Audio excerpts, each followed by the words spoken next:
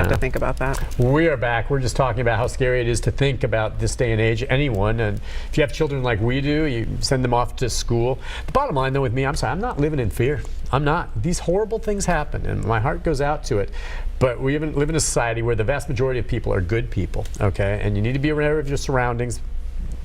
Sometimes that's not going to help it. But I'm not going to let these sickos, whoever they may be, let me live in fear. And my son's not going to either. I've had it. Yeah, you see it, it scares you, but you know what? I'm just going to work to make sure it doesn't happen anymore. That's right. But it pisses me off, and I'm not going to live in fear over this. Let's go to Heather. Hi, Heather. Hey. Hey, what's on your mind? Well, you know, I think it's one thing for kids. It's easy for kids to get these guns, and a lot of them's getting them from home. And my opinion is, if these kids are getting these guns from home, why isn't the parents being held responsible for a lot of these shootings?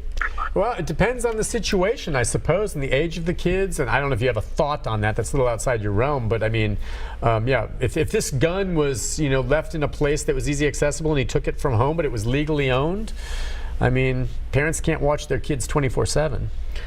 That's right. And I think also we just have to have dialogue with our children. You know, we have to talk to them about social media. We have to teach them about it. The same with guns, the same with alcohol. We have to walk them through that. We have 18 years of practice for that. Right. And then we let them go. So we just have to be present. Yeah, but I understand your sentiment there. I mean, it's frustrating. And hopefully we'll find out as part of the investigation where that gun came from, how he got it, all of that. Just with regard with what's happening the day after, initially, what do you imagine the students that were not harmed but that were in the school and experienced this are going through? And some might need some help. Maybe some are dealing with it on their own. What do you think? They're certainly traumatized. No matter what, Yes. whether. Now, does that mean they all need to seek someone like you to talk to, or do they all handle it in different ways? Not necessarily. You know, each person is impacted differently. There is likely a critical incident stress debriefing seminar going on, which means they're bringing a lot of licensed clinicians All in. in that one place. That's yeah. right. You heard And him they're say having that. group discussions for people who may not feel comfortable seeking out individual treatment. And they're also going to be talking with people one-on-one, trying to identify any sort of symptoms of trauma or PTSD, because there will be some cases of that. That's what I was going to say, and I totally understand going through something like that. PTSD, you know, post-traumatic stress syndrome, it's going to be there for some of these kids. I can see how a child that was just gone through this doesn't ever want to set foot in that school again. That's right. And parents should also be aware when they have the news on that you can have a diagnosis of PTSD by watching vicariously through the news and seeing this happening, seeing the footage of it. Sure. Children can develop it. So we saw that a lot with 9/11. So we just have to be really careful about what we are exposing them to. Okay, and then also the adults, as you just said, the parents of these children there, that had to rock them, of course. Of and course. so, I mean, it's not just the kids that maybe are getting some grief counseling today. Certainly the families of those injured, for sure, but even beyond that, right? That's right. And it's not just going to be 1 or 2 days of seminars. This is a long road. They're going to need treatment for quite some time. So is it just talking about it? I mean, we know they understand what happened, but there's going to be a visceral fear that's always just going to be there, rational or not, I would think, in a lot of them. How do you get past that? Well, first and foremost, what these clinicians are doing and what we as parents need to do is to explain to our kids what happened and do it in an age-appropriate way. So if you have a preschooler, you're not going to have the same conversation as you're going to have with your teenager. So that's what they're doing. They're talking to them in language that they understand. And then they're also going to ensure that they're going to keep them safe. So we're not going to provide any sort of inaccurate information. We're not going to say it's never going to happen again. Right. But we're going to tell them exactly what we are doing to keep them safe. We're going to add a school resource officer. We're going to have metal detectors, or we're going to make sure that our school counselor is visiting classrooms, or whatever the case may be. So you just have to assure them that we're doing everything that we can to keep them safe so that they don't feel continually traumatized. I think that's great what you just said, too. I was wondering if you said you're not going to tell them this is never going to happen again, because here's the truth, it's going to. That's right. All right. And so, but you have to just say, look, we know these types of things are happening, and it's horrible what you've been through, but this is what we're going to do to minimize it ever happening again to you. That's right. Okay, but that for a little child, it's kind of like, well, you always want to think you can say, you know what, it's over, it's gone, it's done with. You're lying if you tell them That's that. right. Now, I imagine some parents say, you're safe now, it's over, and it is in this instant, but if you say you're safe and it's never going to happen again, you're lying. And you're also communicating to them, you need to stop talking about it. So I think part of what these clinicians are doing is they are just listening. So these kids need to talk about it. They need to say out loud what they're feeling, and they need someone to say, I hear you, and you're absolutely right, and you have every reason to be terrified. And then also, here's what we're going to do to keep you safe, but to just listen to what they have to say.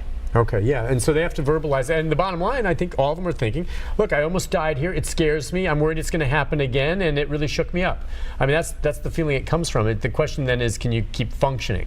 Right? I mean, That's right. Everyone's going to feel that way after going through this, I would imagine. Sure, and if they're having symptoms of PTSD, they might be having nightmares. Right. They're gonna start withdrawing socially. I mean, there are tons of things that can happen as a result of something like this happening. Is it, in your opinion, is it perhaps easier, maybe that's not the right word, for a child who gets the proper treatment to learn to deal with it and get on with it, as opposed to an adult that goes through a traumatic experience like this? Or is that not a fair comparison one way or the other? I wouldn't say that that's necessarily the case. So the person, it can be horrible for an adult, it can be horrible for a child, or a child may get over it faster than an adult. That's right, and I would say it depends on how close you were to the trauma. So Yeah. a person who was there in the room and saw it happening, they're going to fare better than somebody who was outside the school, although both students are going to be impacted.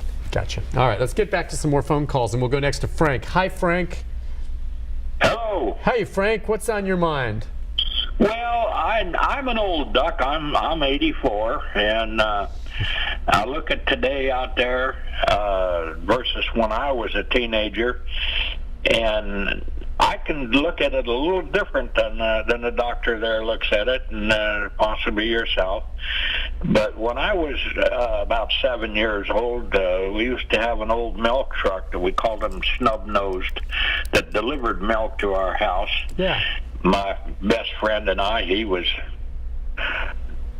7 or my age anyway, and we decided to hitch a ride on the bumper of a milk truck that had the bumper guards on the bumpers. Yeah. And unfortunately, we picked a guy that just got off and completed his route instead of going to the next place where we'd get my stop. He was going home. Ah. So we passed my stop and a few other stops, and my friend said, hey, we got to get off this thing. And he jumped. Well, when he jumped, he caught his pant on the bumper guard and lost his life. He dragged him head first down the highway. Oh, no. Were you still on the bumper watching this? I was on the bumper with him. Yeah, so you saw him being dragged and killed. Yeah. Oh, my goodness. And you know, this is back a day or two. This is like it's during horrible. World War II, and Sure. and the police came and the ambulance came, and the police took a report, and they said, okay, where's your mom? And I said, home, I guess. And where's your dad? He's at work. All right, when you get home today, you tell them what happened, because you know, Can you imagine? They need to contact us. And we didn't have anything like counselors and everybody and all that sort of stuff. And my point is that I continued on, grew up, and spent 40 years as a cop. Yeah. Counselors tend, rightfully so, to address a problem after it's occurred.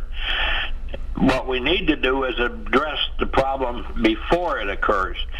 And Yeah.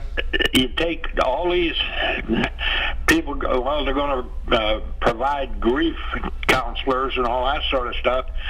That's like trying to drink the milk after you emptied the bottle. Listen, what an interesting story. And what he just described now could happen today, you know, Frank, for sure.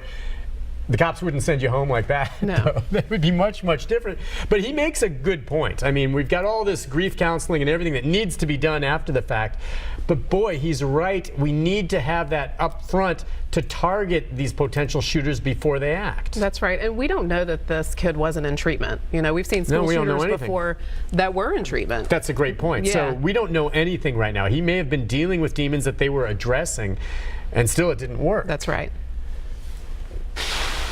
Yeah, it's going to be so interesting to find out more information on him when it comes down. If only, as I said, so that we can learn from it to use again. But yeah, he kind of hit home. I was wondering where he was going with that call, but he's right about we need to do more up front if we can to prevent this. Yes. And, you know, of course, the damage is done afterward. We do everything we can to help it, but it's done. Yeah, and I do think schools are addressing it. You know, they're having intruder drills, they're having conversations about bullying. So there are those discussions that are happening. Again, not to the degree that of what's going on today with the critical incident stress debriefing. We're not having those kinds of meetings with clinicians. Which, you know, he's right. That would be great if we could do that. You know, but you're exactly right. That I think they said in the news conference yesterday, within just the last month, they had done an active shooter drill, or several drills, at this very school.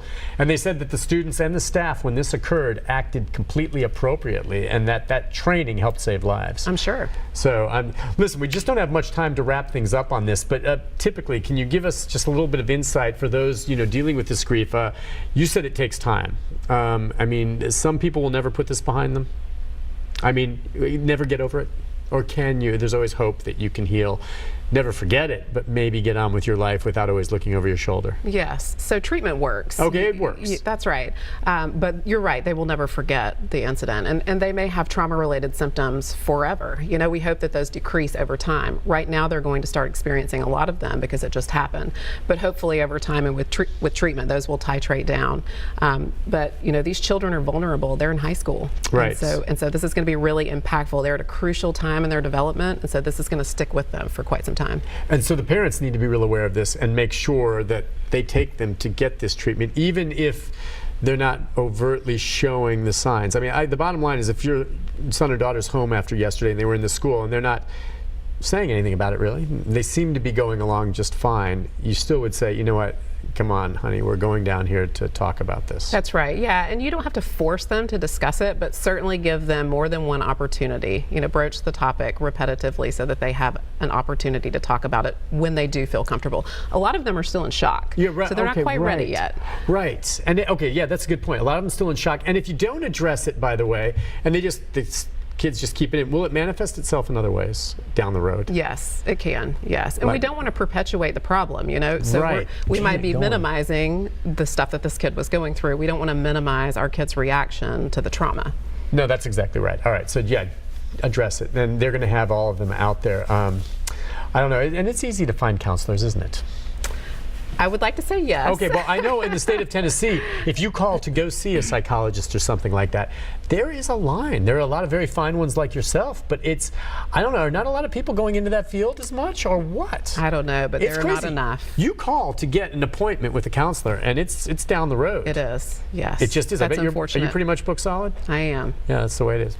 But Doc. I'm also happy to refer people. If they have a question, they may go to my website, and I will refer What's them your on. website? It's DrAnnaSettle.com. DrAnnaSettle.com. SETTLE. I'll mention that again when we come back. Hey, listen, thank you for coming on. Yes, of course. Just giving some insight. I apologize we didn't get to all of your phone calls, but we'll do more on this, obviously, as the story continues to evolve. But thank you for coming on. We'll take a break. I'll have a programming note about tomorrow right after this. See, and now I just